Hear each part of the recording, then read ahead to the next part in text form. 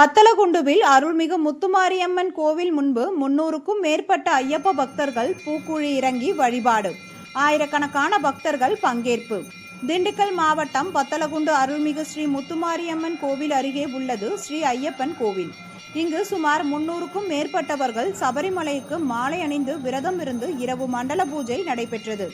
அதனைத் தொடர்ந்து பஜனை மற்றும் அன்னதானம் உள்ளிட்ட பல்வேறு சிறப்பு நிகழ்ச்சிகள் நடந்தது. நள்ளிரவில் ஸ்ரீ முத்துமாரியம்மன் கோவில் முன்பு அமைக்கப்பட்ட அக்னிகுண்டத்தில் விறகுகளை போட்டு நெருப்பு உண்டாக்கி பூக்குழியை உருவாக்கினர். அங்கு நடந்த சிறப்பு பூஜைக்கு பின் விரதம் இருந்த 300க்கும் மேற்பட்ட ஐயப்ப பக்தர்கள் பூக்குழி இறங்கி வழிபாடு செய்து தங்கள் வேண்டுதலை நிறைவேற்றினர்.